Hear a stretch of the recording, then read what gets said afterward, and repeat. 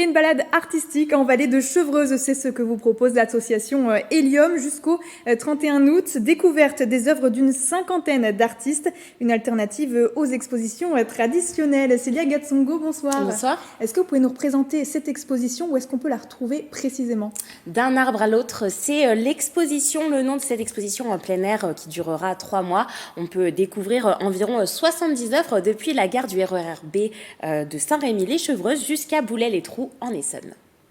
Ça part de la gare de Saint-Rémy, enfin de l'aiguillage exactement. Et il y a ce qu'ils appellent une voie douce, qui est l'ancienne voie de chemin de fer qui allait de Saint-Rémy à Sceaux et qui fait 4,5 km et que l'on a investi en mettant des œuvres d'art tout du long.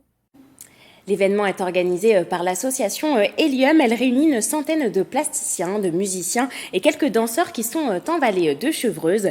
Les artistes ont travaillé autour d'un thème précis, l'environnement, la forêt.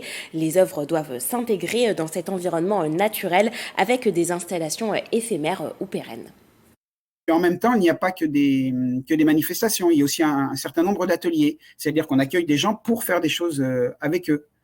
On a aussi organisé des rencontres avec les écoles pour que les enfants viennent voir, des carnets d'activités pour les enfants, pour que tout ça soit vivant tout du long de l'été.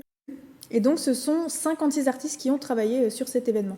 Oui, dont Cécile Bourgoin-Audic, sculptrice plasticienne. Pour cette balade artistique, elle a composé 2 œuvres. L'une qui se nomme Crépuscule d'un chêne se trouve suspendue entre 2 chênes devant la fondation de Coubertin sur le chemin avant de rentrer vraiment dans la forêt. Et l'autre se trouve dans la forêt.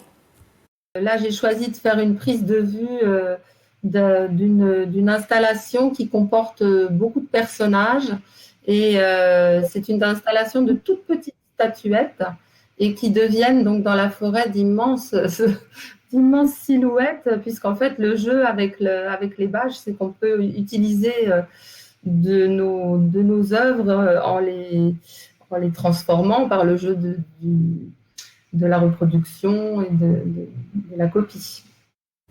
Et donc, si l'on veut plus d'explications, il existe aussi une application mobile. Oui, une application géolocalisée sur smartphone pourra renseigner les visiteurs sur les œuvres proposées. Sinon, pour plus de renseignements, toutes les explications sont à retrouver sur le site de l'association Hélium. Et durant ces 3 mois, des temps forts seront programmés, comme le dimanche 27 juin au Molière, où vous retrouverez des animations et des spectacles. Merci Célia Gatsongo d'avoir été avec nous ce soir. Je rappelle, journaliste pour TV78.